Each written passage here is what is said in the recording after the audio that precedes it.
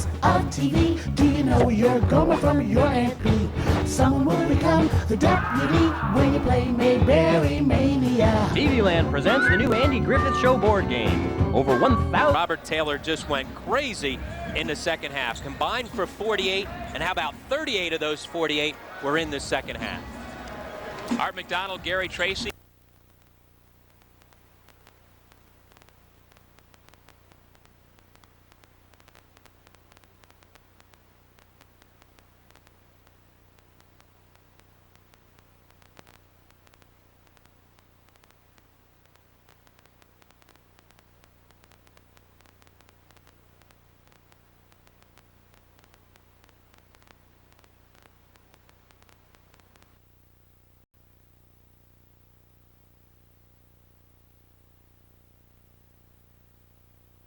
Ryder with all 7 points so far. Siena scoreless over 5 minutes into the game, Rob. And Ryder's done it on the defensive end, mixing up between the man-to-man and their 3-2 zone defense. This is Ryder with the basketball in his home white uniforms with the cranberry lettering and trim. Jerry Johnson's pass goes out of bounds, and Siena gets it back. That's a situation where Paul Johnson's got to make that catch. He's got to make sure that he keeps his eye on Jerry Johnson. Johnson's done a much better job here over the last 2 weeks, 3 weeks of the season of finding his teammates and getting other people involved. He's a natural scorer who's had to give up some of that scoring to play the point guard spot. Mass substitutions for Rob Lanier's Saints reset the lineups for Siena in the green uniforms. Jamal Jackson at the point. This is Austin Andrews missing the 3. Paul Williams with the putback out there also with Brent Snezik and Tommy Mitchell. So Mitchell is the only starter still out there, and Williams gets the Saints on the board. Williams, a terrific athlete for his size, a guy who had a ton of recruiting attention last year, including Big East teams. And even though he hasn't quite lived up to expectations, the Siena staff thinks he's going to be a terrific player for them down the road. Snezik picks up the personal, sophomore from Broadalbin, Perth, New York, and Coach Lanier, as we mentioned before, in his second year, and what a recruiting class he did bring in this freshman class. Paul Williams, you say, has been somewhat disappointing, but minutes are tough to get for this freshman class because the others have played so well. No, and they've got a chance. They're on pace to be the most productive scoring freshman combo in Siena history. Meanwhile, Jerry Johnson is on the board, the sophomore from Lancaster, PA. Third in the league in scoring at 18 points per contest, has his first 3 here tonight, and it's 10-2 Ryder. And he's become a much more efficient scorer as of late. Early in the season, he was putting up 20-point games, but it took a ton of shots to get to that point. Tommy Mitchell. Jamal Jackson back to Andrews from 20. Tommy Mitchell tips. Robert Reed knocks it out. Mitchell goes to the floor, and Jerry Johnson has it. 3-2 for Ryder. Finger roll by Jerry Johnson. And that's where he's at his best, in the open floor. Terrific athlete, the quickness to get by people. Mitchell had it blocked. Here comes Johnson again. Drops it back. Taylor lays it in. And those are decisions that Jerry Johnson wasn't making a month ago. He knew he had Taylor running with him. Ryder out to the quick start, 14-2. Getting out in transition. We said they'd have to sneak a couple. Well, it's their defense that's turning into offense. And the Bronx on those last 2 possessions threatening to run the Saints out of the gym early because Jerry Johnson has made good decisions. Good decisions and his quickness. You see here he comes up with the basketball. Now gets by the defender, able to finish at the rim. And then here on the next possession doesn't force it. See him looking across, trying to find his teammates. Robert Taylor, those 2 guys really starting to get comfortable with each other. As we said, one of the top backcourts in the MAC, playing like it here this evening. Don Harnum, 6th-year head coach, has his team back to the 500 mark, playing their best basketball here in February. And you see the Saints ice cold and the Bronx taking care of business. Ryder has won 3 in a row, 6 of 7, 7 out of 9 since that 7-game losing streak, and a win here tonight would put Ryder back to the 500 mark in league play. Prosper Karangwa doubled up, and a foul by Arnell Minyem. Non-shooting foul as Paul Williams was trying to post him up. And the turnaround for Ryder can be attributed to 2 things. The emergence of Jerry Johnson as a true point guard, getting other people involved, and the emergence of their zone defense, the matchup zone. Don Harnum, not a coach who likes to play a lot of zone, but it's been very effective here over the last 10 games. Brent Sneesick has been replaced by Michael Haddix. And again, we should mention that those first few minutes of the game, not only did Brandon Wallman have that dunk, he had a couple of blocked shots and really was a presence inside early for Ryder here. Prosper Karangwa, 6'7" senior from Montreal. Pass to Paul Williams, who puts it in. Well, Siena's got such a big team. It starts right at the point guard spot with Karangwa at 6'7", able to look over top of defenders, able to find Williams. Right now, Siena's shortest player is Antoine Jordan, listed at 6'5". Well, they've got great overall size, not only in the front court, but now in the back court as well. 11:55 left to go first half. 14-4, Ryder leads Siena. The Bronx have the basketball. Reed sets the screen. Young tries to dribble through the double team. With the shot clock at 2, Taylor is going to have the basket waved off. Williams drew the charge. Taylor forced to make something happen with the shot clock down into single digits. Good defensive rotation. See right here, Williams holds his ground, takes the contact. Good call by the officials. And we'll take a break from Sovereign Bank Arena in Trenton, New Jersey. The Ryder Bronx with a 10-point lead on the MAC Television Network. Almost have sort of a spring thaw now that makes you think maybe it is time for March Madness.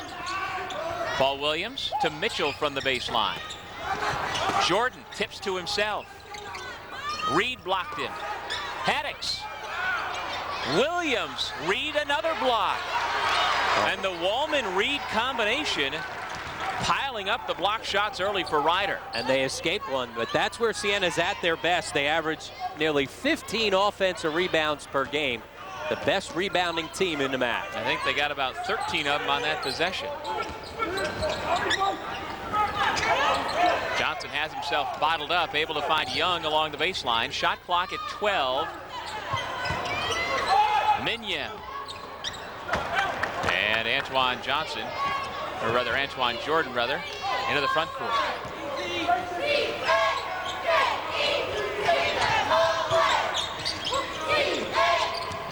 Prosper Karangwa puts it up and in, right at Reed that time. And that's where his size, even though he now has been switched over to the point guard spot 8 games ago, his size able to get himself deep into the lane and convert. Well, you know, we talked in the first game, Rob, about Manhattan's Luis Flores being a District 2 first-team All-Star. Prosper Karangwa made the second-team All-Star squad. Haddix with a rebound. One of 5 MAC players to be named to the NABC All-District teams. Yeah, Brian Dukes of Canisius also on that second team, along with a couple of guys from Syracuse, Hakeem Warwick and Jerry McNamara. So again, some pretty elite company for that guy, Prosper Karangwa, but that is nothing new for him, having played twice on Team Canada and still has plans on he makes the team again next year, playing in the Athens Olympics. So he is used to the top flight competition. Meanwhile, Minyem goes out and Wallman comes back in. He won't have to worry about playing a point guard spot for that team, though. No. I think Steve Nash has that sewn up. Yeah, I think you're right. Miller lost it out of bounds, but Taylor was the one who knocked it out. And so the Saints will have it just past the midpoint of the first half. 8-point Ryder lead, Siena with the basketball. Haddix off the inbound, got Wallman in the air, count the basket, and one. And if you're going to foul Haddix, you better come strong with it, because he's coming strong at you. On pace to end the season as the highest freshman scorer in Siena history, and here's why. His strength inside, able to just fight through contact. Freshman forward from Philadelphia, went to St. John Newman High School, and he's got himself 3 points, and Siena's back within 5. Jerry Johnson at the point, out there with Lawrence Young, Edwin Munoz, Brandon Wallman, and Robert Taylor.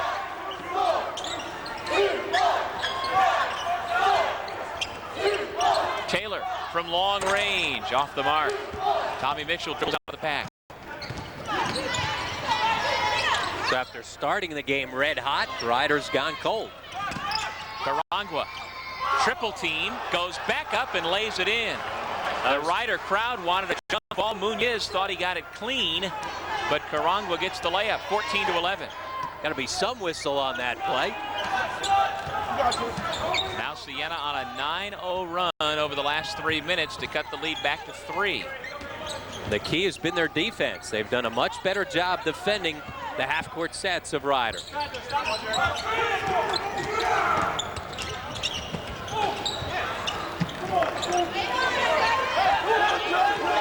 clock at 5. Johnson with the pull-up. Rebound goes out of bounds, and it's a Rider basketball. Johnson's a guy when the shot clock winds down, and Rider likes to run patterned offense, so to wind down into single digits a lot, they put the ball in his hands, and he can just break you down off the dribble. That's not a bad option at all. We saw in the first game where Loyola had that happen, but really didn't have as good an option, nearly as good as Jerry Johnson. No question about that. His quickness and ability to beat you off the dribble, put it in his hands when it's winding down. Miller. Jordan back to Miller on the give and go, and the jump hook off the glass pulls Siena back within 1, and Don Harnum wants a timeout. Well, Siena came out flat the first couple minutes. Since then, they've turned up the intensity on the defensive end, and now are finally making some shots. Tough finish inside there by Miller, high off the glass.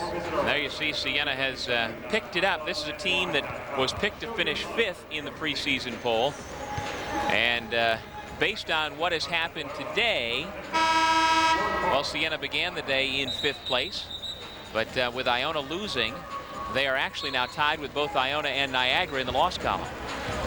Talked about Miller with a tough finish inside. Miller at 6'8", mobile forward. You see right here, he's going to get the pass, and high off the glass right there, gets it to go. A guy who's capable of scoring, even though he scores it at just a little over 5 a game. He's had a couple breakout games, including 17 and 8 boards against Marist, and Siena certainly has heated it up here in the last few minutes.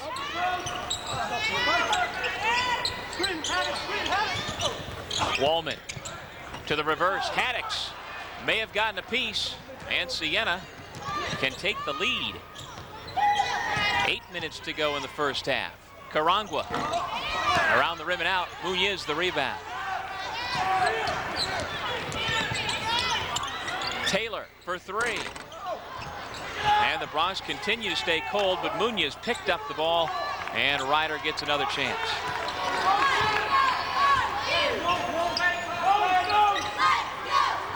The Bronx, no field goals, Rob, in the last 5 minutes. They were able to get out to that 14 quick points to start the game out because they got out in transition. Their defense causing turnovers. Since then, though, they've got nothing done out in transition. They led 14-2. It's now 14-13. Shot clock at 1 from the corner. And Rider will get another possession. Good job by Munoz. Haddix was the last to touch. And we have a break in the action. Timeout called, and we'll step away from Sovereign Bank Arena with 7:09 to go in the first. A 1-point Rider lead on the MAC Television Network. Dad, when I grow up, I want to be a pilot just like you.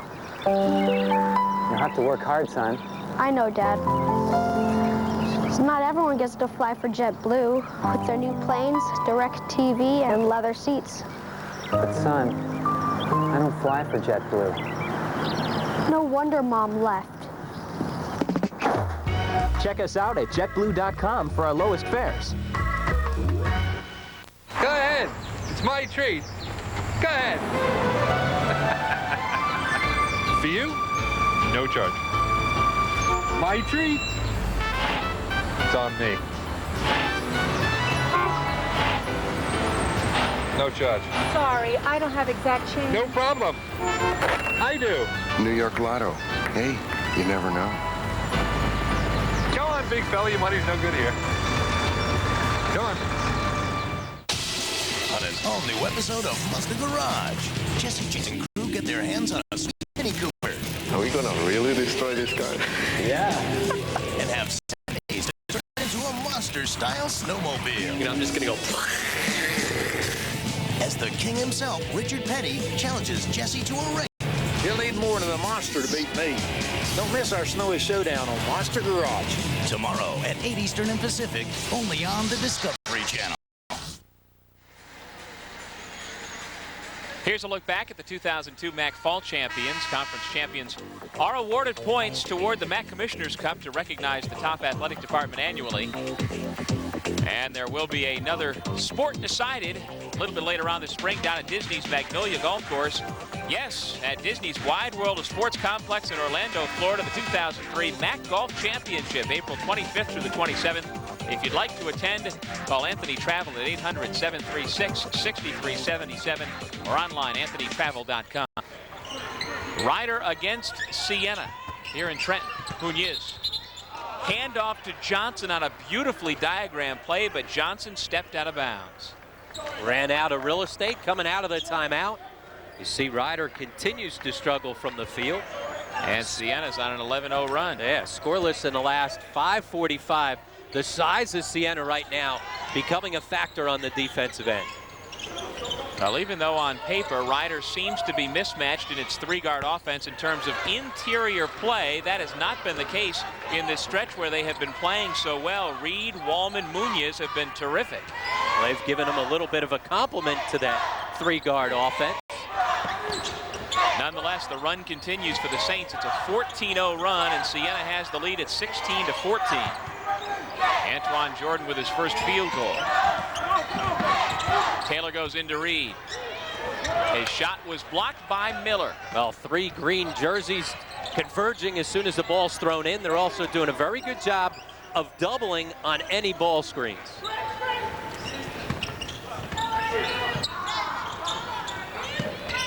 Jordan pulls the trigger for three, and he hits another. Oh, he's fearless. He's not afraid to take and make big shots.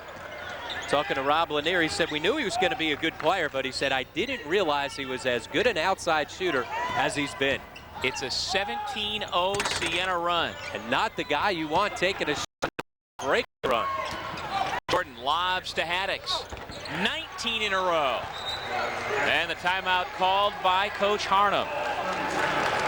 Well, they say basketball's a game of runs, huh? We got a 14-2-1 to start.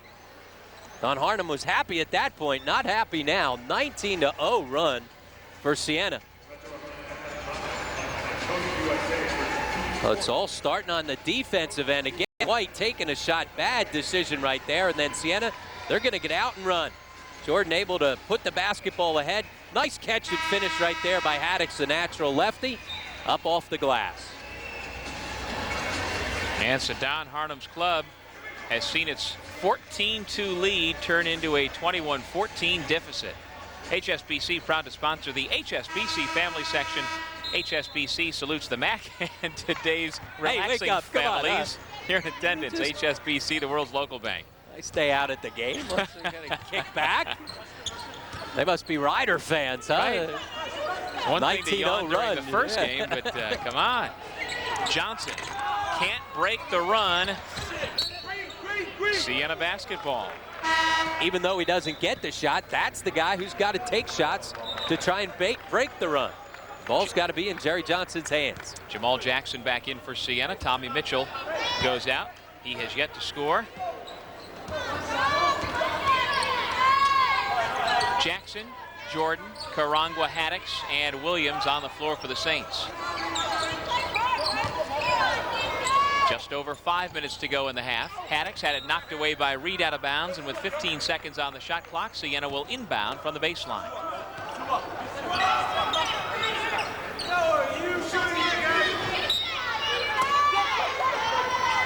Karangwa had the pass go through his hands and out of bounds. So with 5:01 on the clock, Ryder gets it back. Austin Andrews back in. Antoine Jordan out. And he hit the two big three-pointers consecutively that put Siena on top.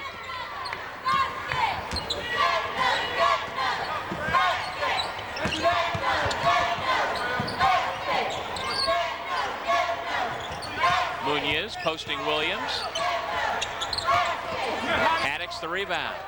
And again, the size of Siena defensively, holding their ground. And another turnover there by Karangwa. Last two plays, that's why the frustration at times for Siena St. fans with Karangwa. He's such a talented player, but at times seems to fade in and out.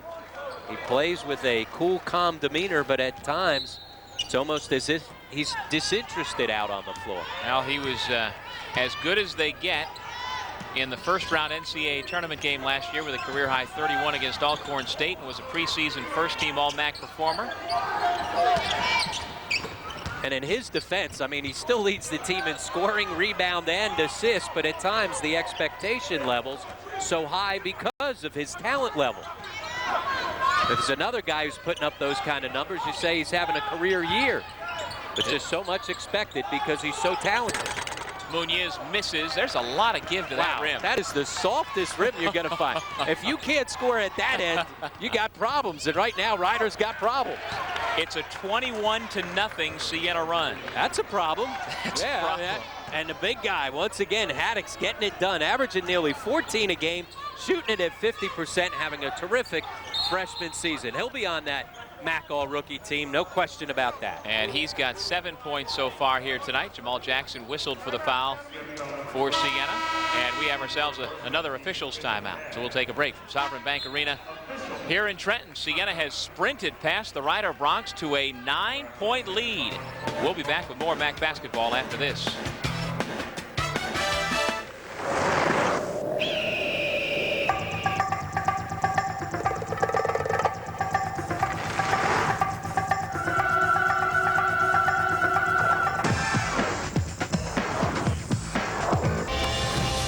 Financial advisor.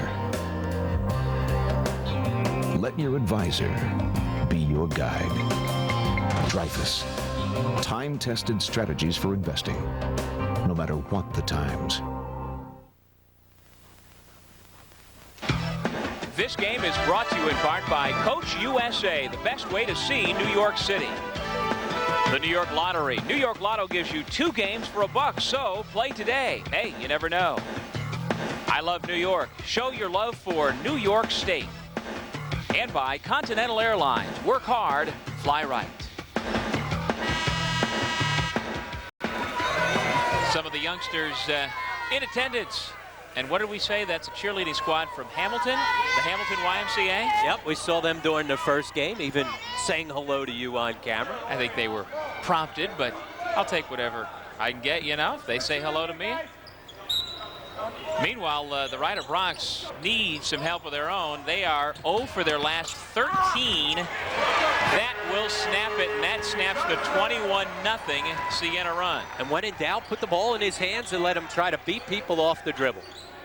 7 for Jerry Johnson. When Riders mixed up defenses, what they've done the last few games is on misses, they come back and play man. On makes, they play this 3-2 matchup. Problem is they haven't made any shots to get into this matchup. Andrews cross court to Mitchell, who glances up at the shot clock. The deep 3 is well short, and Johnson with a long rebound.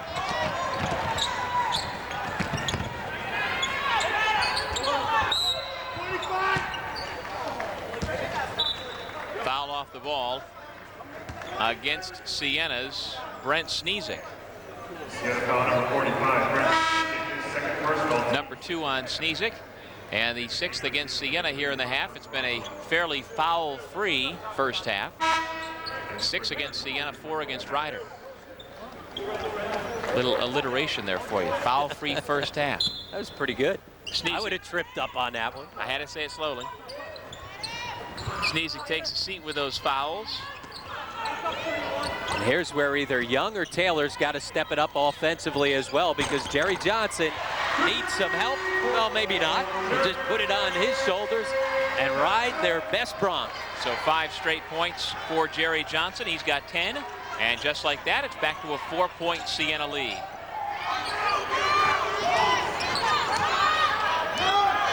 You're ready for that one. Andrews with hands up. I was ready. Pass that was a little bit wide, high and outside to Mitchell. Had to do a nice job just to haul it in. Here's Mitchell again from long range. That time he hits. Don Harnum, the Rider coach, grimaced on the sideline as that went through the hoop. Well, in that matchup zone, you got to make sure you get out and find Mitchell. Stepping it out, 2 steps away from the zone defense to score it over top. Well, after the Siena win over Niagara earlier in the week, Joe Mihalik, the head coach of the Purple Eagles, set up Tommy Mitchell. He's a star. You talk about improved players. We said Robert Taylor may be the most improved player in the league. But same thing could be said of Tommy Mitchell as well. Mitchell's numbers, 6'3" sophomore from Tyler, Texas, up to 13 points per game. And we saw he's got some deep range on the three-point shot. He shoots 36% from downtown. Here's Haddix to the left hand.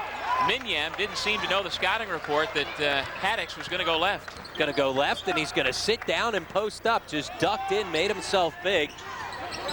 You don't see a whole lot of guys come in and be able to score inside as easily as he has here in his first year. Karangwa going coast to coast with the pull-up. Haddix with the put-back. You talked about the work on the offensive glass, and Haddix is always in the middle of it.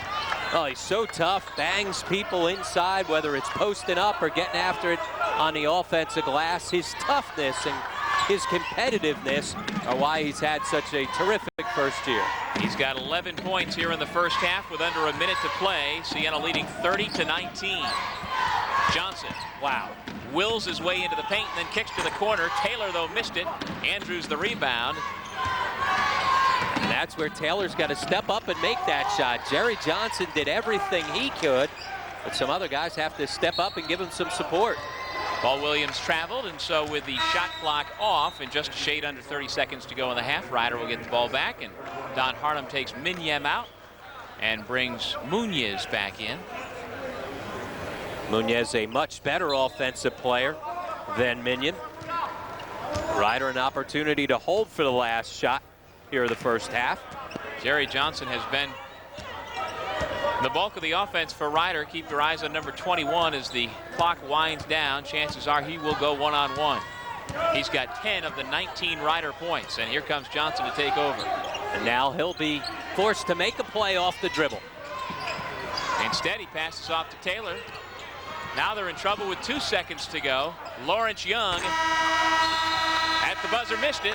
And a cold second half of the first half for the Ryder Bronx. Rob Lanier's club with a 21-0 run goes into the locker room with a 30-19 lead. We'll take a break and come back to Sovereign Bank Arena here in Trenton, New Jersey.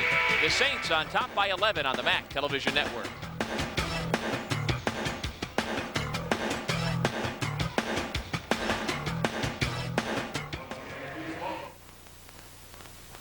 It's a gesture of celebration. It's a rebounding team in the MAC. Okay, let's check some of the scores from around the Metro Atlantic Athletic Conference, not only from today, but earlier in the week.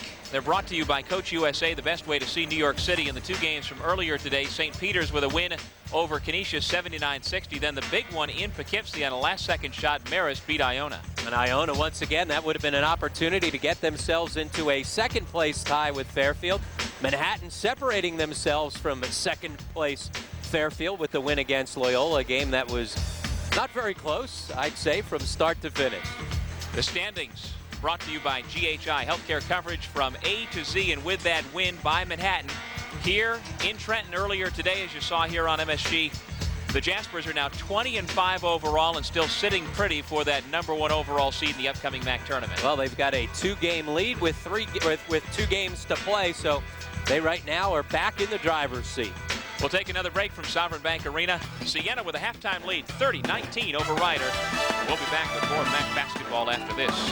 About the regular season at 4 p.m. against St. Peter's on senior night. Join us, Karangwa and Michael Berman, as Siena takes to the court Saturday, March 1st at 4 p.m. And remember, it's not just basketball, Siena basketball. We love our Saints. At the half, Siena 30, Ryder 19, and we are in Trenton, New Jersey, where 11 days from now, the 2003 EUS MAC basketball tournament will get underway. Rob and I will be here courtside. Hope you can join us. And if you want to come down, there certainly are tickets available, and the MAC has made it very easy if you'd like to take advantage of the family 4-pack as one example. And you know, there's a lot of Kennedys in the family that might want to come down. Well, you can't beat that, huh? You get the tickets, a couple dogs, sodas for $44. I guess 4 was a lucky number there. And the Scouts will also be involved here, the Boy Scouts and the Girl Scouts from Central New Jersey and actually from wherever. But if you come with your Girl Scouts or your Boy Scouts, you got yourself a lot of options for great deals. Well, the MAC has gone out of their way to try to make it affordable for people to get in and see terrific basketball. Remember, an opportunity for winners on both the men's and women's side to advance on to the NCAA tournament. That's right. On Sunday the 9th, the women's championship game. Somebody will go to the NCAA tournament. And then on Monday the 10th, Monday night, there will be a men's champion crowned for 2003. And also youth basketball teams, bring your team to the MAC tournament. Only $4 a piece for a ticket. Men's session adult tickets, $13 a pop. Purchase 50 tickets and your team can play on the court, this beautiful checkerboard square at Sovereign Bank Arena in Trenton, New Jersey. Call 609-656-3399. Back with more at the half. Siena with an 11-point lead on the MAC Television Network.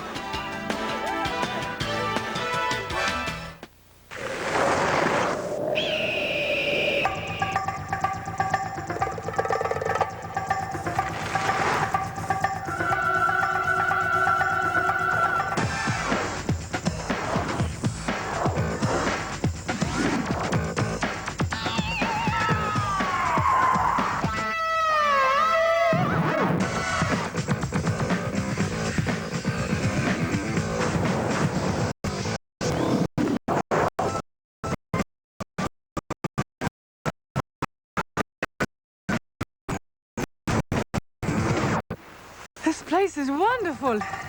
And you're pretty good, too. What did you expect? This is New York. This is Governor George Pataki.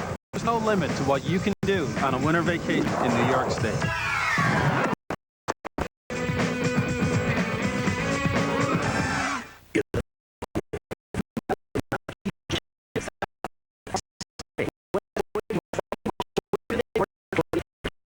Today by calling 1-877-TIX-ARMY or by logging on.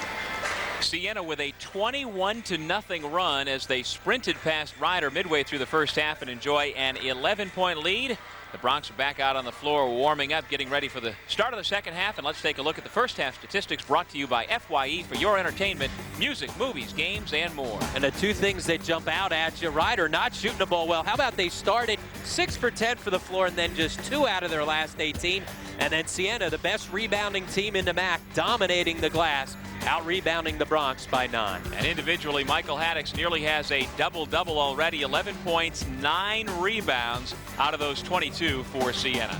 We'll take a break and come back with the start of the second half. Siena, 11 up. Pen and get your resumes ready. It's time to find a new opportunity, a new career, a new job. You'll find it on the Job Bank on TWTV and TWTV7.com. I'm April Foley, host of the Job Bank, and I invite you to join us at the time seen here to see the latest job openings and career opportunities available in the Capital Region. Let's find you a new job with the Job Bank on TWTV. This game is brought to you in part by Broadway Marketing, mind-bending branded solutions. By the New York Lottery. New York Lotto gives you 2 games for $1, so play today. Hey, you never know. I love New York. Show your love for New York State. And by Continental Airlines. Work hard, fly right.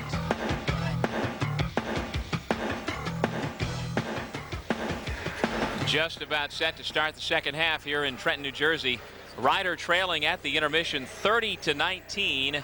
Siena using a 21-0 run to grab that 11-point lead at the break as we take a look at our first half highlights. Well, it started off for Rider,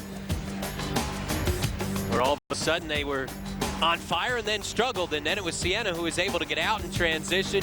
Michael Haddix had a terrific first half running the floor. He's rewarded there, nearly a double-double. And even when he wasn't able to get himself a shot, he went and found one on the offensive glass. As we said, nearly a double-double in the first half with 11 points and 9 rebounds. For Rider, Jerry Johnson doing his best to try and keep the Bronx in it. He was their leading scorer with 10, including this drive off the bounce, but he got no help from anybody else in the scoring column. The second leading scorer for Rider with just 3 points. They've got to get better distribution. Absolutely. He's the only one with more than 1 field goal, and Johnson doing it single-handedly. Meanwhile, the Saints come out hot. Michael Haddix with another bucket, and just seconds into the second half, he's got himself 13 points. And he makes things simple on the offensive end. Posts up, doesn't do anything fancy, just has a good low-post offensive game. Taylor, Young, Munoz, Wallman, and Johnson out there for the Bronx in their home white uniforms. This is Munoz. Antoine Jordan off to Karangwa. Nice bounce pass to Justin Miller, even better with a block shot. Taylor. We've got a foul. Taylor went down hard.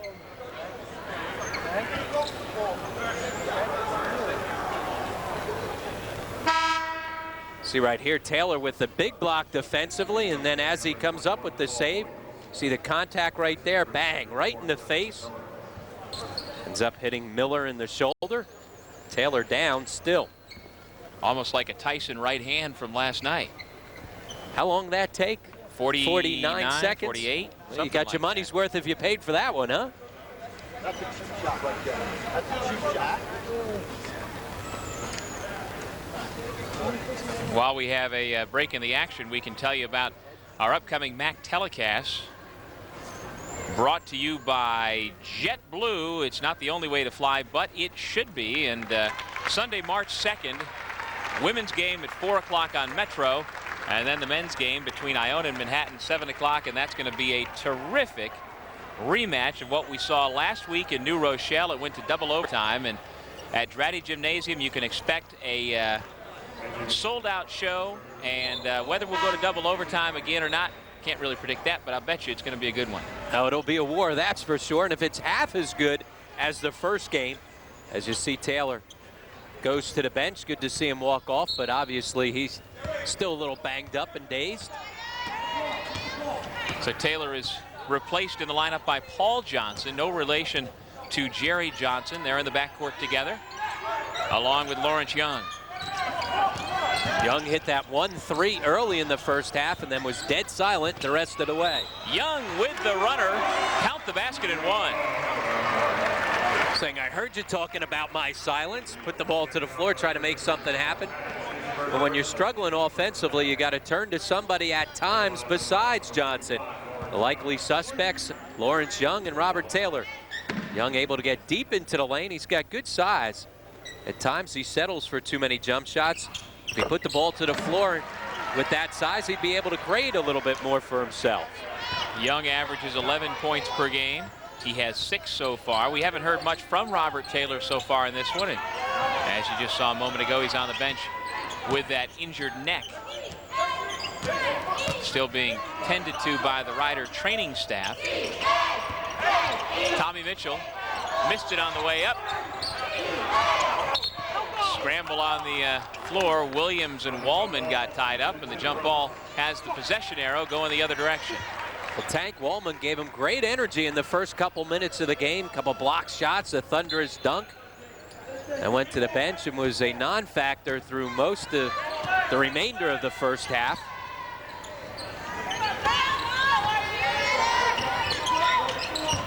Paul Johnson posting Karangwa.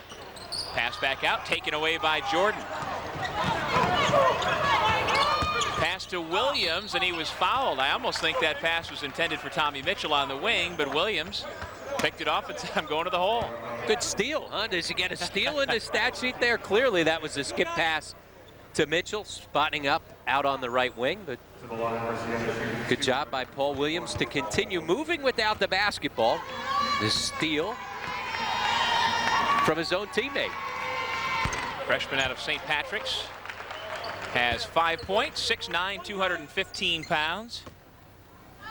And as you talked about a little bit earlier during the first half, he has shown flashes, Rob. of the ability that had Big East schools interested in him. Well, no question. Coming down the stretch last year for St. Patrick's, one of the top high school programs in New Jersey, he continued to show people the type of athleticism and his ability to handle the basketball away from the basket. It'll take him some time, but Rob Lanier was talking about it just the other day, that he said, I think he's finally starting to turn the corner. They expect big things from Williams in the future. Rob Lanier has a decision to make. Antoine Jordan has just picked up his third foul. And it appears that he will come out of the game after the made free throw. Indeed he will. So Jordan goes out. Austin Andrews comes back into the lineup for Siena. Jordan has 6 points and grabs a seat.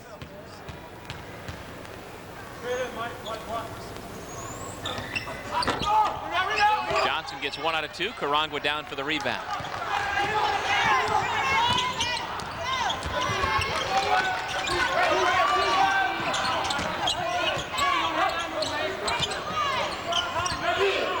Tommy Mitchell directs traffic against the Rider man-to-man defense. Splits the double team. Open Karangwa. Here comes Lawrence Young with a burst of speed with the finger roll. Siena crashes the offensive glass and looks like they're going to have a second shot opportunity instead because everyone's crashing the glass. Rider able to get a fast break basket. Offensive foul against Tommy Mitchell. Munoz took the charge.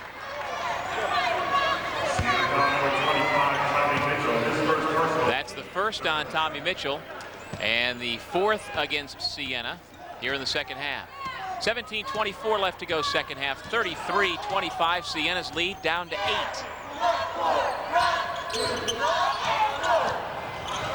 Johnson steps back for 3.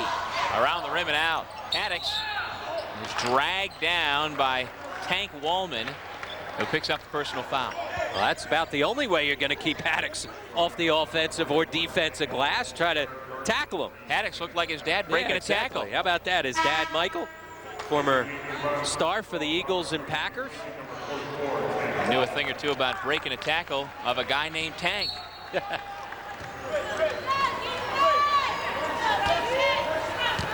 So Wallman is out, and Robert Reed has come back in.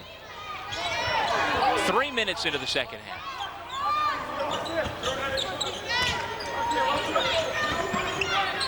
Inside Haddix, nice catch.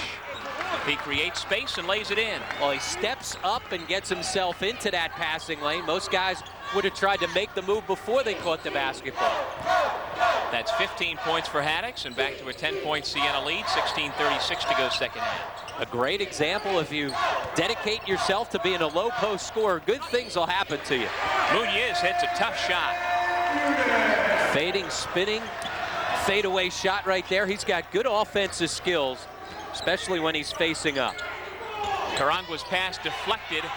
Johnson got a piece of it, and Reed came away with it. Here comes Jerry Johnson. Nice hesitation. Back to Young for 3. Karangwa up there for the rebound. Robert Reed and Michael Haddix got tangled up. And let's see, we've got a whistle. And a timeout called by Rob Lanier. You were right. Those two guys got tangled up as they're coming up the floor. Rob Lanier not happy with the way his team's playing the last couple minutes. Calls the timeout. And neither of those guys shies away from any sort of contact. Reed and Haddix don't mind mixing it up. No, we'll have to keep an eye on that. Fans, the 2003 MAC Hockey League Championship hits the ice at West Point Tate Rink.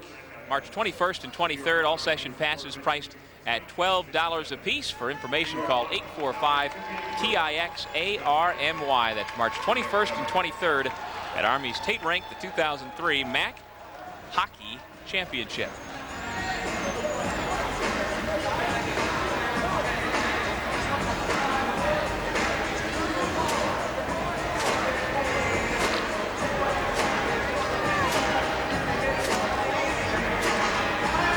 This is the second half of our MAC doubleheader here at Sovereign Bank Arena. The first game was all Manhattan. The Jaspers led 10-0 before you even settled back in your seat. it was not any sort of aberration, unlike in this game where Ryder jumped out to the quick 14-2 lead. Turned out to be somewhat of an aberration. Siena's gotten right back in it and leads 35-27. Well, you expected that. Even when we went to the first time out, you said, oh my goodness, thought we were going to have ourselves a good game, and it was a blowout at that point in time. But Siena's done a terrific job defensively, neutralizing Jerry Johnson, but making sure that no other Bronx steps up and does much damage on the offensive end. Meanwhile, Ryder continues to struggle from the field, shooting only 29%, while Siena's at 48%. And the Saints, thanks in large part to the work of Michael Haddix, continue to control the glass. Well, Haddix has been a load inside. I mean, again, a guy that gives up his body and is not worried about getting himself out on the perimeter. He wants to get it in the low block and just punish you inside. And there he does try to pass to Tommy Mitchell, but nice hands by Jerry Johnson. Well, first time that Ryder's run a double team at him to force the ball out of his hands. Not a bad idea the way he's playing so far tonight. Paul Williams called for the foul. Munoz had terrific position, and Williams got caught on his hip and commits the personal foul.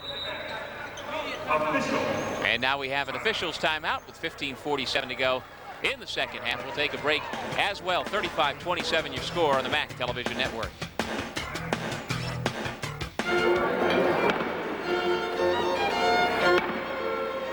Admiral and Lady Billingsley of Devon. The nominee of the New York Lottery MAC Scholar Athlete Award is Phil Cavo, a Siena sophomore forward from New Hartford, New York. Cavo is an English major with a 3.68 GPA. At the end of the season, the New York Lottery will provide new computers to elementary schools on behalf of the Men's and Women's Scholar Athlete of the Year Award. The nominees are selected based on GPA, community participation, and good sportsmanship. The New York Lottery, supporting education since 1967, salutes Phil Cavo for his achievements. And if that name sounds familiar to you, it's because his big brother, Andy Cavo, who just graduated from Siena last year, was a regular recipient of this Scholar Athlete Award. And actually, he's got a job as a teacher now and translating Spanish. So he's put his education to good use. Along with Rob Kennedy, Doug Sherman with you. Glad you could join us here this evening for the Siena Ryder game. 35-27, the Saints with a lead. A 21-0 first half run has been the difference so far in this one. And Justin Miller called for the offensive foul. And Munoz got away with one right there. He pulled Miller down with him. You see right here, as soon as the contact comes, watch Munoz just grab him down with him. Tough call right there. Haddix will come back in, and Miller checks out. That's his third foul. So he takes a seat, and the man to his right there, Jordan, also has 3 fouls.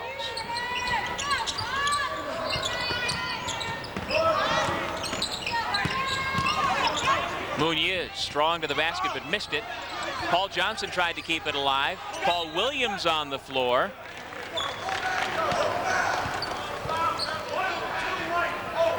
Foul goes against Robert Reed for the Bronx.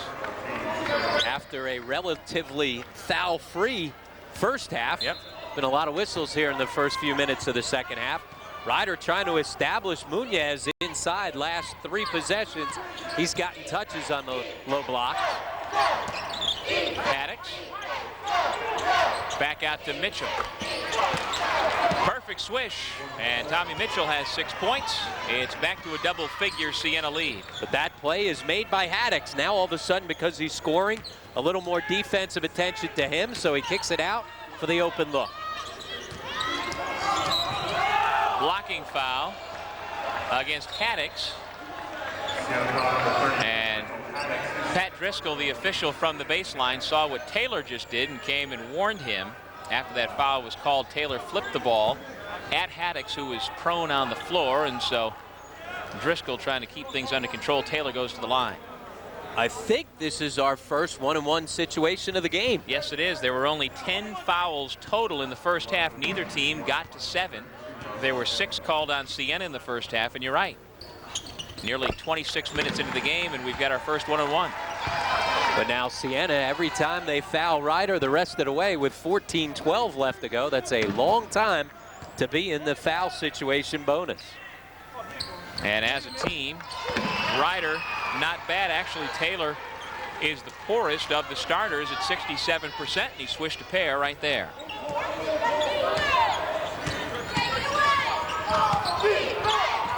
Austin Andrews lost it out of bounds. So the Bronx get it back, trailing 38-29, 6 minutes into the second half. And that's where a lack of a true point guard comes back to haunt Siena a little bit. I mean, Karanga's not really all that comfortable running a point guard spot. Another unforced error. See him walking off slowly. Rob Lanier trying to get him going. He's going to sit down next to Coach Lanier, and they're going to have a little discussion about his play the last couple times out. Karangwa sits with only 4 points. Haddix has been the story offensively for Siena with 15, and Paul Johnson with the layup. And just like that, here come the Bronx down by 7. First time in a long time that Riders had good execution in the half court. Nice screen and feed by Reed. Andrews hits from the corner. Now you got to get out and find him. 43% from beyond the three-point line. He's given them energy and deep threes off the bench all season long. Paul Johnson swings to Taylor. Good to see him back on the floor after leaving for a while with that neck injury. Paul Johnson steps through. Williams blocked it. Jordan comes away with it for Siena. Nice job by Taylor to knock it away, but he was out of bounds, and it's Siena ball on the sideline. Aaron White, a 6'5" freshman from Germantown, Maryland, comes into the game for the first time for Ryder. Paul Johnson goes out.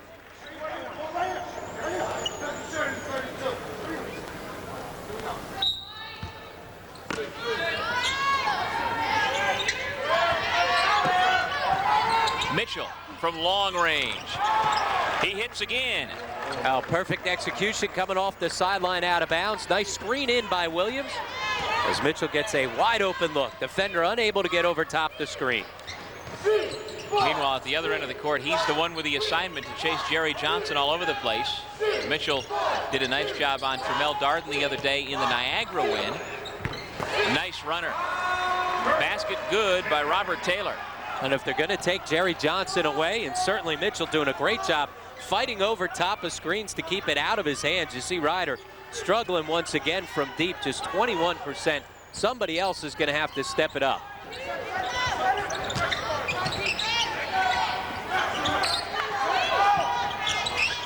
Here's Haddix at the high post. Draws a double team, but still able to connect. 17 points now for Haddix. Well, when you're on, it doesn't matter. Double, maybe even a triple team right there, but still able to score over top. Give and go. Munoz with the layup. Williams fell, and the Bronx were able to take advantage. That's a tough cut right there as they run their 4-man off the high screen. Makes it a little bit easier to get it when the defender falls down. Mitchell tries again. Woo. Nothing but net. And that's with Taylor running out at him. Talk about feeling it. Mitchell is doing in this game what Konovalchik did for Manhattan in the first game, and it's back to a 14-point Siena lead just like that on the outside shooting of Tommy Mitchell. Ryder calls timeout. Brent Sneesick will check back in, and Don Harnum had it within 7, but just like that, it's back to 49-35. And again, another run. You know, they get back within 7, and here comes Siena. And this is done with Karangwa going to the bench. Remember, that kind of ignited the run as Tommy Mitchell has picked it up, especially from beyond the three-point line. And here is Tommy Mitchell. Well, there's that nice screen in by Williams that gets him the open look. Perfect execution off the sideline out of bounds. And then right here, this is just him taking it upon himself. That's with Taylor running out at him. When you're hot, you're hot. Nothing but the bottom of the net. And you know, none of those have come from 19 feet 9 inches. They have been from 20, 21, 22 with a hand in the face. Well, he's got that type of range. Hitting it at over 35% on the season is Siena. Same number that Mitchell throws up. 35% shooter from beyond the 3 as well. Timeout on the floor, 11:24 to go. Here in the second half, Siena with a 14-point lead on the MAC television network.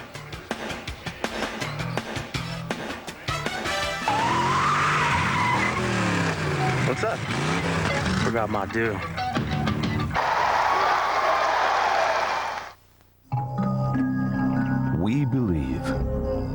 no investor should go it alone. We believe in the power of partnership, in the value of an advisor. Let your advisor be your guide. Dreyfus, time-tested strategies for investing, no matter what the times. This week's MAC Player of the Week, Deng Gai, and what a game he had at Manhattan. 14 points, 9 rebounds, and a season-high 8 blocked shots. Deng Gai, our MAC Player of the Week for Fairfield. Meanwhile, co-rookies of the week, brought to you by HSBC. The world's local bank, Kevin Downey of Kenesha, shared it with Kedron Kiki Clark.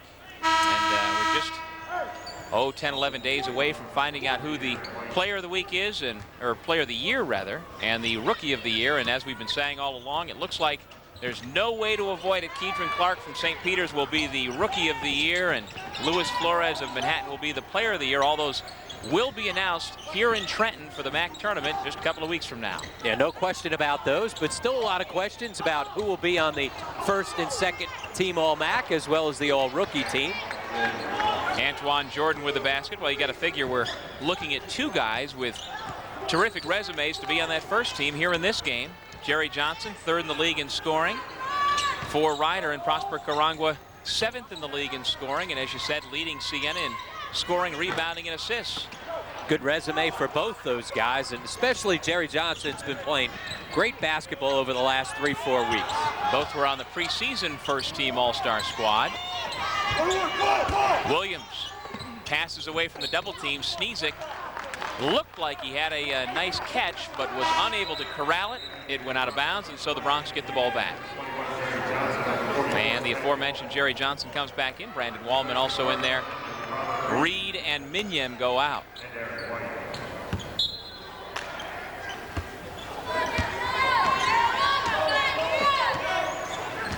Taylor and Jerry Johnson in the backcourt along with Lawrence Young.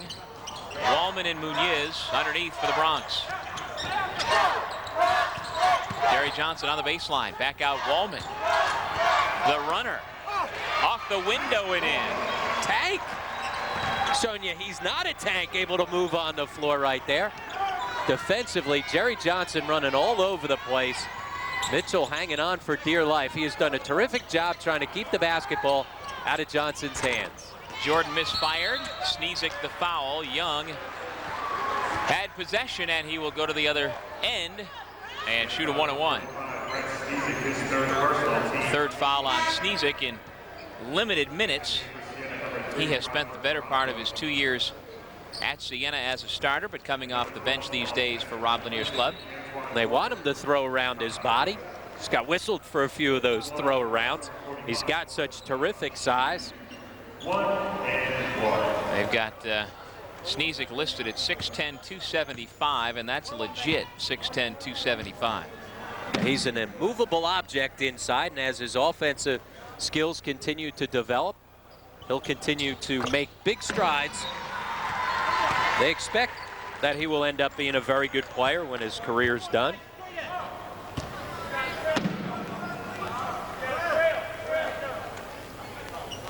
Lawrence Young, the 6'3" junior from Providence, hits a pair. He's into double figures with 10. It has been a quiet second half, though, for Jerry Johnson. At the intermission, he had 10, and so far here in the second half, just 1 free throw through 10 minutes for Ryder's top offensive weapon. But quietly now, Ryder's got themselves back into the game. Andrews answers right back exactly the way he did about 5 minutes ago. Exactly, just about the same spot as well. Every time it looks like Ryder's going to claw their way back into it. It's a deep 3 from Siena to break the momentum. And back to a 15-point Siena lead. Now Jamal Jackson has the assignment guarding Jerry Johnson. Johnson connects. Little lean in there by Johnson. He's so strong that Jackson just bounced right off of him.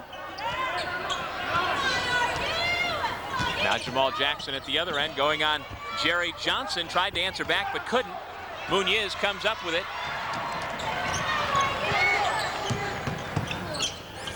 Wallman had position for a moment. He and Sneezik banging on the low post. That's a lot of body flying around in there. Johnson missed. Sneezik able to save to Karangwa.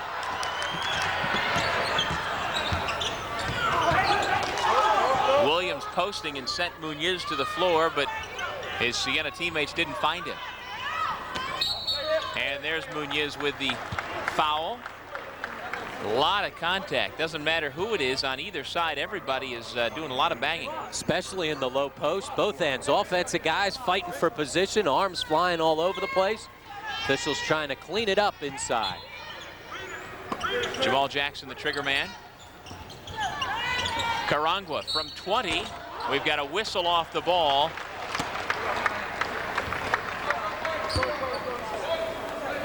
Nope, on the shot. On the shot, say Jerry Johnson called for the foul. They say on the elbow. Well, if he got him, it wasn't much. Karanga hiding behind the screen from Sneezak. Where's that contact? We didn't have the best angle. That pretty much was the angle we saw as well. From behind, it didn't look like it. The official certainly had a better look at it than we did. And Ryder's not arguing too much, so got to figure there was some contact there. Karangwa, an 83% foul shooter.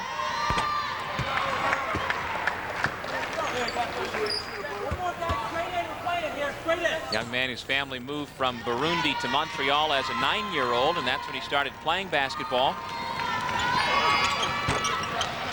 And he hits 3 free throws, 7 points now for the senior captain. Siena's lead is 16 points, 8:20 to go second half.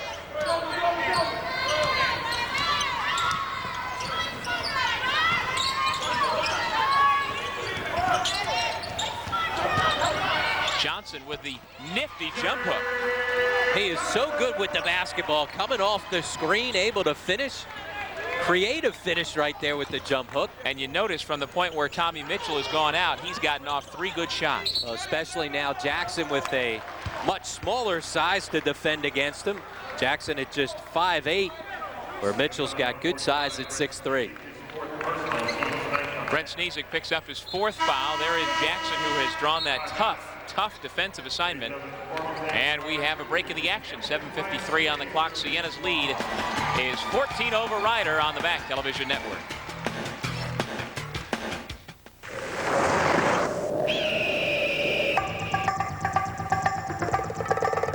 World's local bank.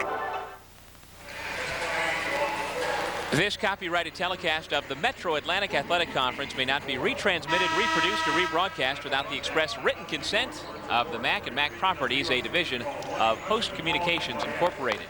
And to find out more about MAC basketball, go online and check out the conference website at macsports.com. It's updated regularly and provides current information about your favorite MAC teams and players. That's macsports.com, MAAC Sports.com. Jerry Johnson, Lawrence Young, Munoz, Wallman, and Taylor out there for the Bronx. Trying to slice into this lead for Siena. Munoz missed it. Jordan the rebound. And how many times has Johnson created wide open threes for his teammates? Unfortunately, nobody able to step up and knock down the 3. Johnson leads the way for Ryder with 15 points. Young has 10, Taylor 6, Munoz 6. Here is Tommy Mitchell.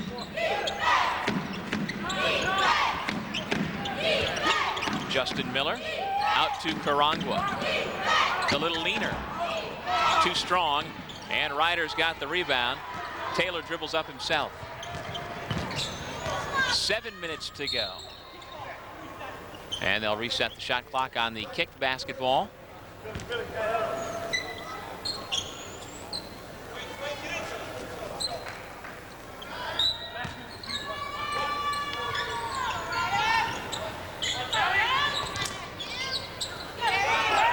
Johnson uses the screen.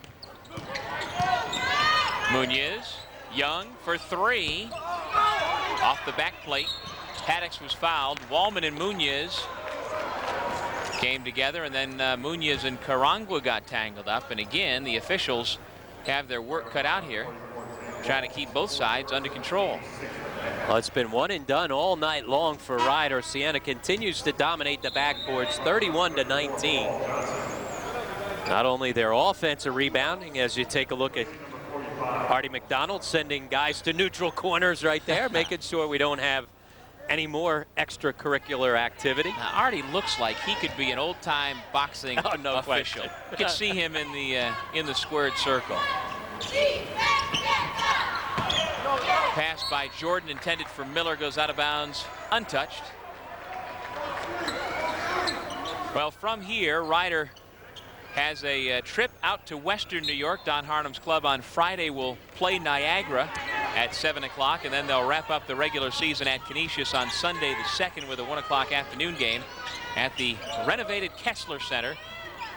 Meanwhile, from here, Siena has the big home game on the 27th against Manhattan. Have a big crowd at the Pepsi Arena to see the Jaspers against the Saints, and then Siena wraps things up also at home at the Pepsi on March the 1st against St. Peter's.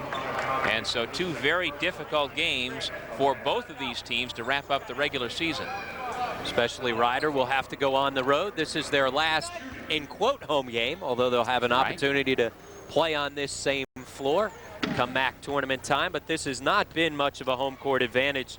Just 2-5 in this building all time as Ryder had the win against Princeton earlier this year, where they made a furious comeback in the second half.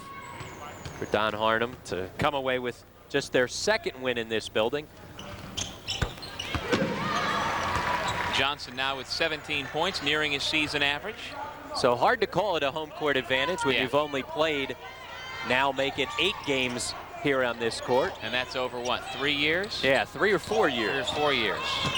Capacity 8,600, and it's the perfect size building for a MAC tournament. No question, and there's not a bad seat in the house either.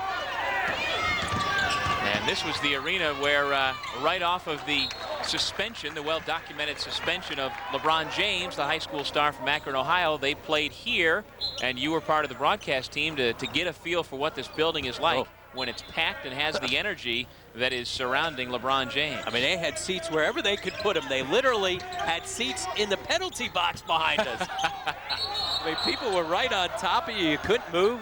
That was a spectacle.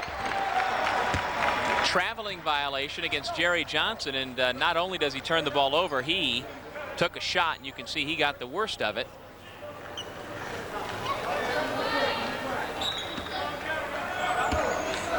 So it looked like a arm or something from Karangwa. Elbow got a shot. But here comes Johnson, no worse for wear, putting it in. Well, trying to make things happen. He's been able to get into the lane. He's kicked it out to his teammates.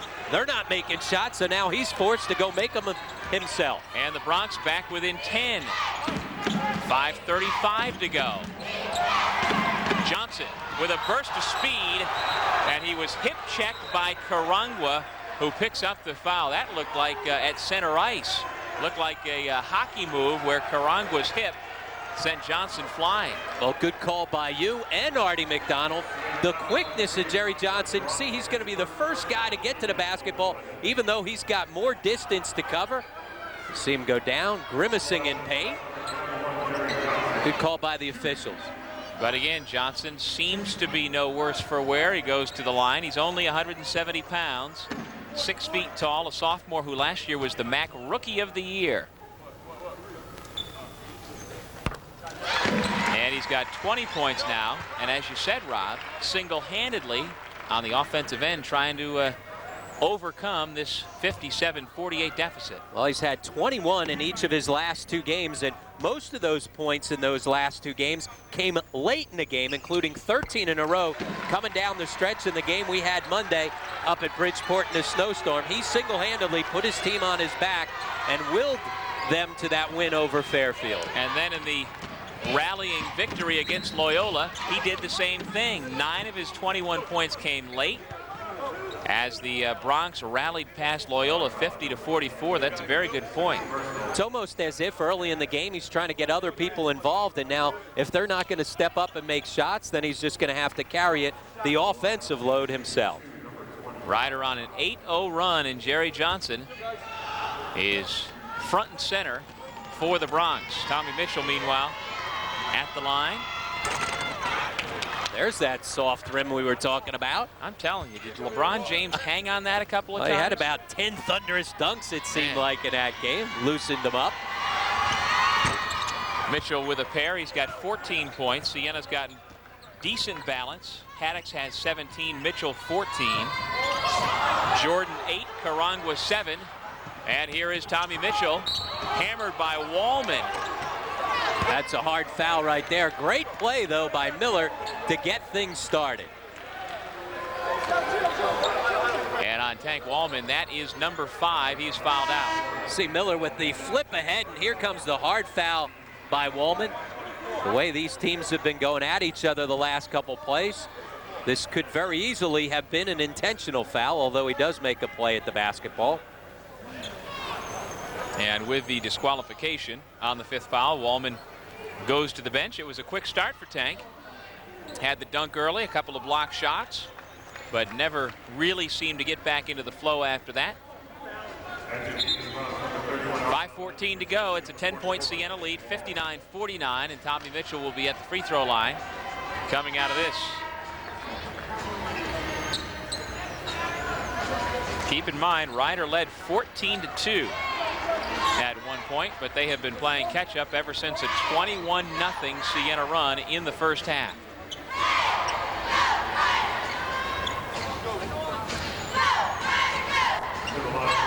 And you notice Art McDonald, Pat Driscoll, the officials going to each and every player now coming out of this break saying, take it easy, fellas. Yep, trying to clean up play. It started with some banging in the post, and now it's extended out into the open floor as well. Mitchell hasn't missed much here tonight. Dead on from outside, perfect from the line.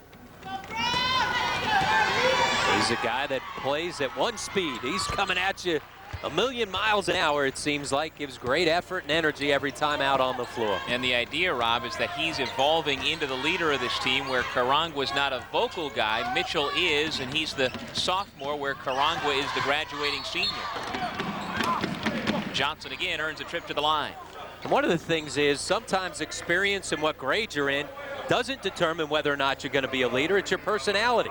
Jerry Johnson, a perfect example. He's a sophomore, yet clearly he's become the leader of this team in much the same fashion that Mitchell has become the leader for Siena. Mitchell, a very vocal player who now all of a sudden has learned how to share that energy and enthusiasm with his teammates. And you can't be the leader scoring 4 points a game, or it's very hard to. So last year as a freshman, Mitchell was not a big part of the offense, but when you become one of the go-to guys, it's much easier to feel comfortable with speaking out to your teammates if necessary. Okay, you can't just be a leader by opening your mouth. You've got to do it on the basketball court as well. 22 points for Johnson now. Haddix having some trouble in the backcourt and has to use a timeout. And again, an extracurricular slap from Muniz, answered back by Haddix. Nothing called. The 30-second timeout granted to the Saints, and Don Harnum's club still in it with 4:54 to go. Last time Ryder got up in the full court pressure, Siena was able to attack over top. Mitchell got himself to the line for 2. This time forced to burn a timeout. Let's take a look at the next MAC telecast, brought to you by JetBlue Airways. It's not the only way to fly, but it should be. We've got a doubleheader women's men's action Sunday, March 2nd. The women are first, Iona against Manhattan at 4 o'clock on Metro, followed by the men, Iona against Manhattan at Dratty Gymnasium, 7 o'clock. Check your local listings. MSG will have that men's game for you. And fans, don't miss any MAC tournament action. The 2003 EUS Communications MAC basketball tournament, as we've been talking about, comes right here to Sovereign Bank Arena in Trenton, March 6th to the 10th. Contact Ticketmaster either by phone or online at Ticketmaster.com. See both teams with one full timeout left, and Ryder with a 30-second as well. Shot clock under 10. Karangwa guarded by Johnson, tries to use the Miller pick, and he was fouled after the spin by Armel Minyem. You've seen throughout the night, he loves to spin and get himself into the lane, utilize his 6'7" frame. Once he gets a defender, especially some of the smaller guards, although that time it was Minion who had to bail him out by reaching in. Just backs the smaller guards in and then able to shoot over top. 8 points for Karangwa, who attended Dawson College in Canada before coming to Siena and wrapping up what has been a good 4-year career. And when he came out of Canada to start his college career, the press up in Quebec called him half a penny, in reference to Penny Hardaway. Had similar type games in the opinion of the media in Canada. Traveling violation, turns it back over to Siena. The Saints by 13 with the ball, 4:18 to go in the second half. Mitchell.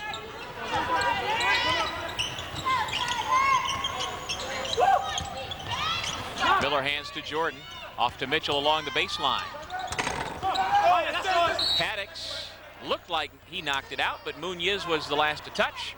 And so Siena will keep possession with 4:01 on the clock. They're so aggressive on the offensive glass. Both Haddix and Miller trying to keep that basketball alive. Every time the ball goes up, if you're defending Siena, you better find somebody to block out.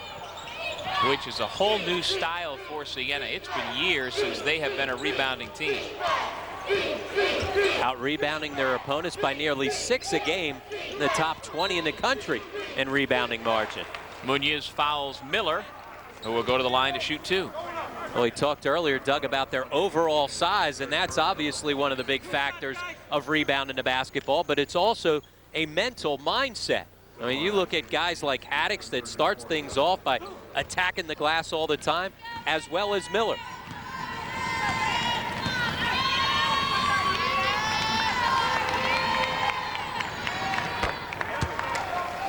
Miller with just his 3rd point.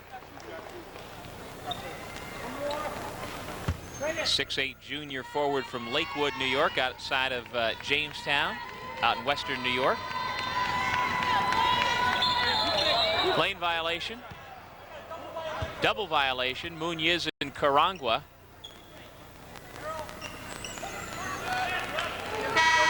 That works to Siena's favor because the double violation is a jump ball situation. Arrow favoring Siena. They'll get the basketball back when we come back. Well, timeout with 3:48 on the clock. Siena with a 14-point lead over Ryder.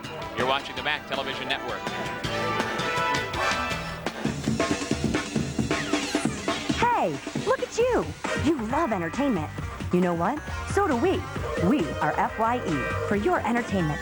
FYE's music, movies, games, CDs, DVDs, all that. FYE for your entertainment. Stores everywhere and online at FYE.com. Never stop playing. Music, movies, games, more. Stop! You can't go in there. What's going on here? I'm sorry he got away from me. Do you want to hear some music?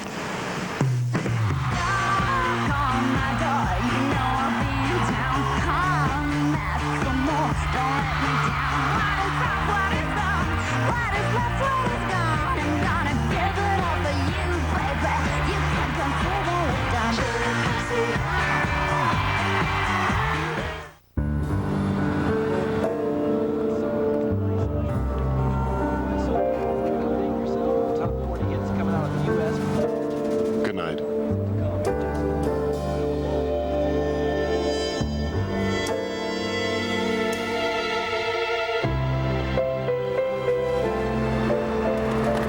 Good morning.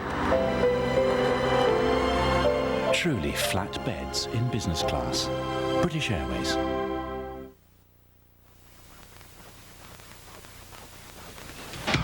This game is brought to you in part by the Pepsi-Cola Company, the joy of Pepsi.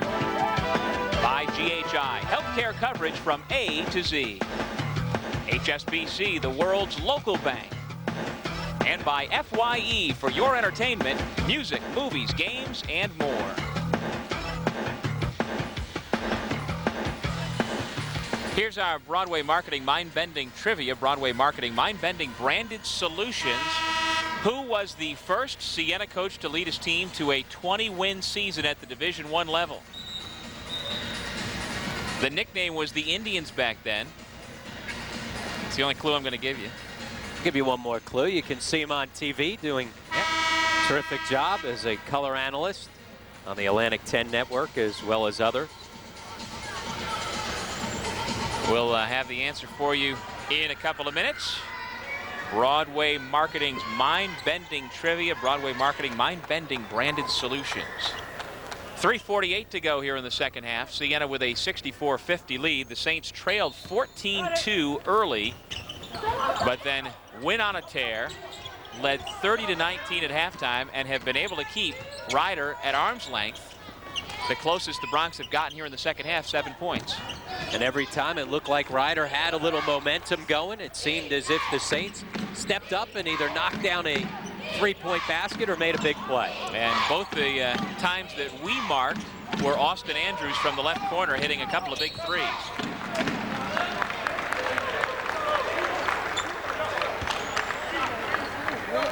Jordan commits the offensive foul. That's his fourth. Ryder gets it back, trailing by 14.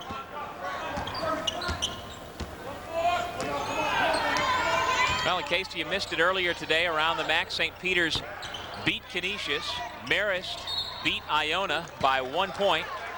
And here at Sovereign Bank Arena, Manhattan had its way with Loyola.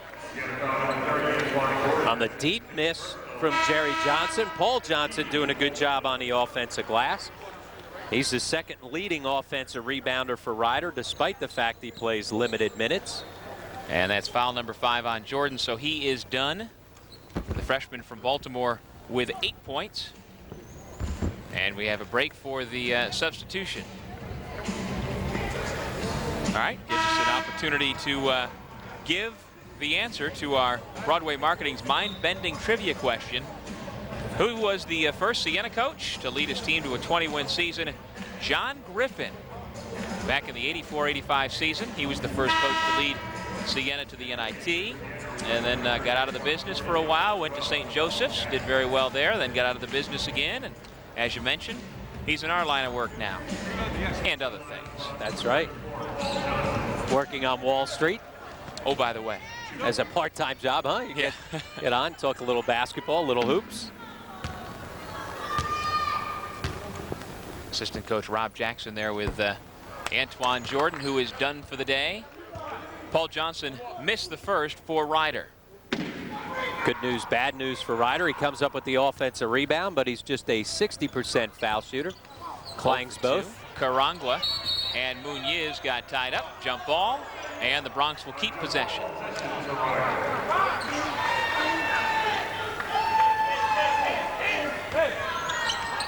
This is a game that has lacked a consistent flow throughout the game. We've had starts and stops by both teams.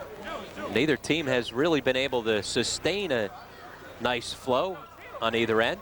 Gonna have to separate these two teams. Miller and Muniz can't keep their hands off each other. That's exactly a good look right there, huh? Pat Driscoll told them not to do. They've just done it 2 more times. And now Miller gets called for the foul. You knew Driscoll was watching that matchup, and Miller pleads his case. When the official tells you to take your hands off him, just back off a little bit. You saw Muniz kept slapping his hand away. Miller clearly in the spotlight as far as the officials are concerned. You better watch who you're slapping over here, Kennedy. I'm starting to, you know, I'll get the officials over to whistle one on you. Guys always say I beat them up during games over here. Post you up, knock you around. So Miller will go out. Coach Lanier keeping him from getting into further trouble. Paul Williams back in for Siena. Ryder ball. Williams and Haddix were going after it. Neither could pull it in, and Rob Lanier takes a seat. Just shake your head and sit down. Minion back to Jerry Johnson. Under 3 minutes to go. 13-point Siena lead. Taylor wide open, and he connects. Well, it took Minion a long time to figure out that off that high screen. He had a wide open Taylor here on the left side. When he finally gave him the basketball, no one rotated out to challenge it. And so Rob Lanier calls a timeout as we take another look. There's the double off the high screen, trying to force the ball out of Jerry Johnson's hands. And that's what happens. Johnson puts pressure on you. Every time he's got the basketball, it's going to free things up for others. Ryder hasn't taken advantage some of those other guys. This time, Taylor does with the deep three. Taylor is third in the MAC in three-point shooting accuracy at 42%. And there's a look at Robert Taylor, the 6'2 sophomore from St. John Newman High School in Philadelphia, averaging over 13 points. He's also second in the league in steals, behind only Hadari Mallory of Canisius. Taylor with a couple of swipes a game.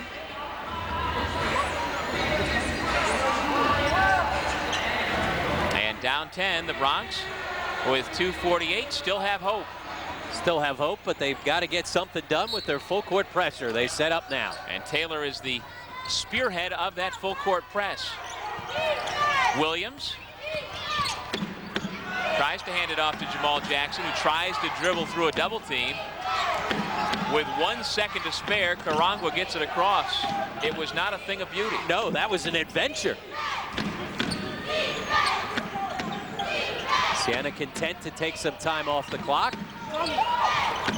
Haddix, first time we've called his name at the offensive end in a while. And Paul Williams called for the foul, so Ryder gets a chance back at the other end. And Siena has not played smart basketball coming down the stretch. Too many fouls. Remember, Ryder's been in the two-shot bonus, it seems like forever. They keep stopping the clock and allowing Ryder to make up ground from 15 feet away. And again, the free throw shooting for Ryder, Jerry Johnson, 86%. Lawrence Young, 74%. Edwin Munoz, 74%. Robert Reed, 73%. Paul Johnson, 60%. Robert Taylor, 67%. This is Minyem, who is 7 for 7 this year. Oh, I thought you had him right there. I thought you jinxed him up. Perfect 8 for 8 from the line. Key foul shot here, not only to cut the deficit, but to allow them to set up in the full court press. Let's see if the sophomore from Cameroon stays perfect. He does.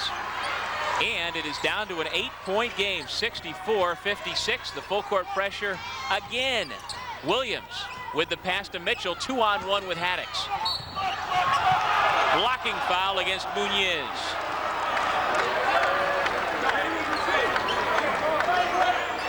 Siena able to get the basketball over half court, and this time attacked once they did. As soon as the ball got into Mitchell's hands, he was going to make something happen. Let's see right here, Munoz. Well, close one right there, but looked like Munoz was sliding over as Mitchell left the ground. Mitchell with 16 points, make it 17. There's that soft rim we've been talking about. You certainly get a shooter's roll at that end of the floor. I am telling you, I would love to shoot at that basket. 18 now for Mitchell. He leads Siena. Johnson leads Ryder, Jerry Johnson that is, with 22.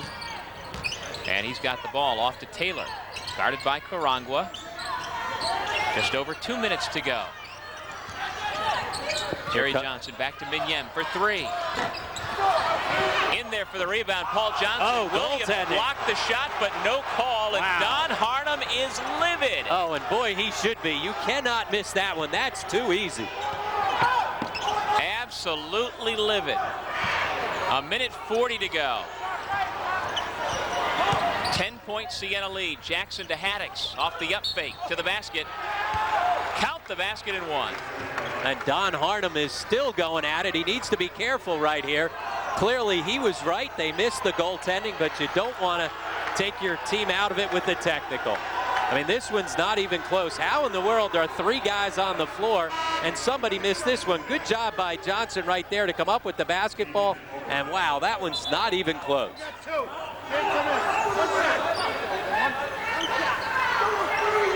And now Gary Tracy will go over and address Don Harnum.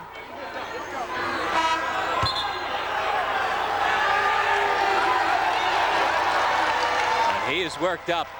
Good piece of officiating as well. I think they realized they missed the call. He hits the rim right there. Basketball on its way into the cylinder. That's an easy one.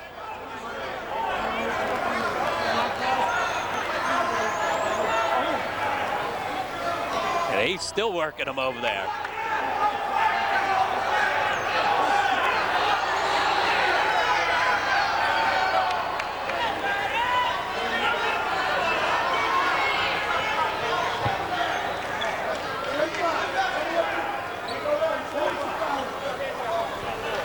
Don Harmon getting some help from the stands as well. Everybody beating up the officials. You can hear them in this building. It's a big building, not a ton of people in here, so you can hear just about everything that's said in the stands. And a further reason for the delay, Munoz picked up his 5th foul on that shot by Haddix, and so he has fouled out. Lawrence Young will come back in.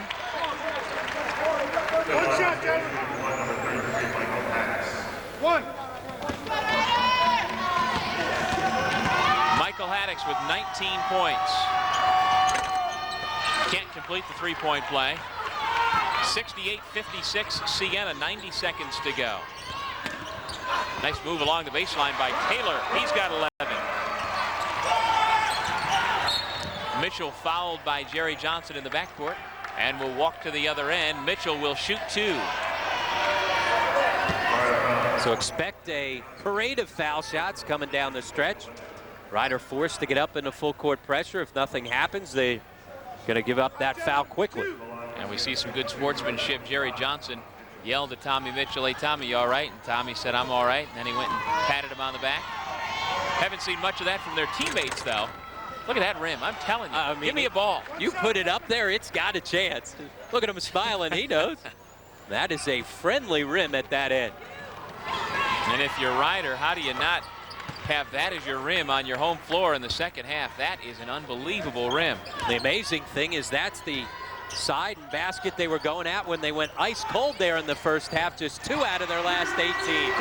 Jerry Johnson quite often, though, takes the rim out of the equation. 25 on the three-point jumper, and then the foul committed by Young in the backcourt. Jerry Johnson, last year's Rookie of the Year, struggled a little bit in their first few games, not from a scoring standpoint, but his overall play, and since then he has really settled in to the point guard spot. It's been a totally different scenario for him this year, where last year he was not the go-to guy. Clearly that fell on the broad shoulders of Mario Porter, last year's Player of the Year. But now that he's become the go-to guy, he's accepted that role and has continued to flourish.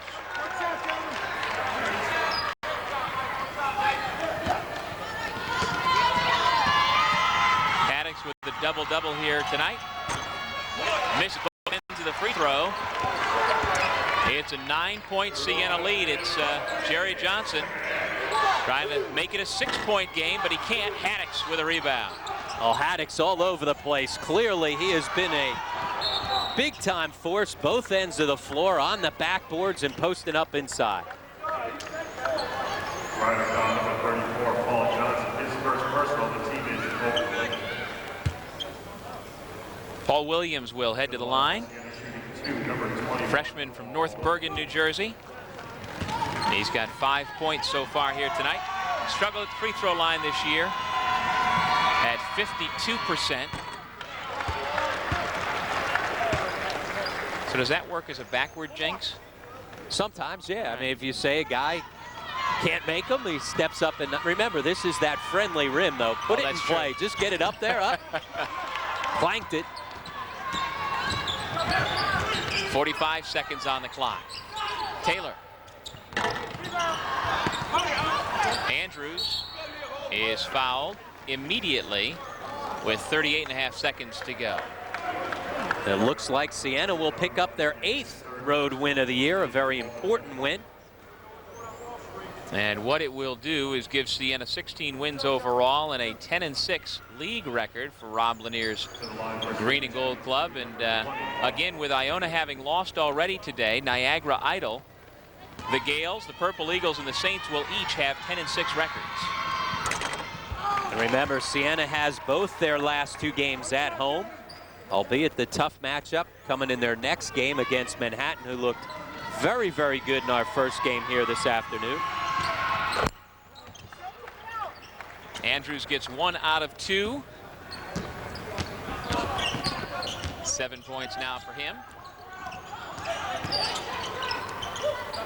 Paul Johnson Karang with a rebound. The shot clock is off, and it looks like Ryder will let the Saints run out the clock with an 11-point lead. Well, as we said, Siena will come up with their 8th win on the road. The surprising thing, they haven't been as good at home. Just 7-5 this season at the Pepsi Arena, but they'll have to go back there for their final 2 regular season games.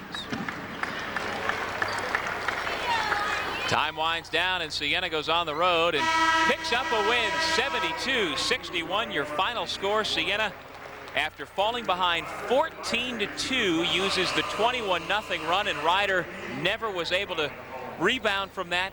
Our Pepsi player of the game, Michael Haddix. He had 11 points and 9 rebounds in the first half. There you see the numbers to finish with 19 and 13. The freshman from Philadelphia, our Pepsi player of the game. Pepsi, the joy of Pepsi. And he set the tone inside, not only with his scoring, but with his rebounding on the offensive and defensive glass.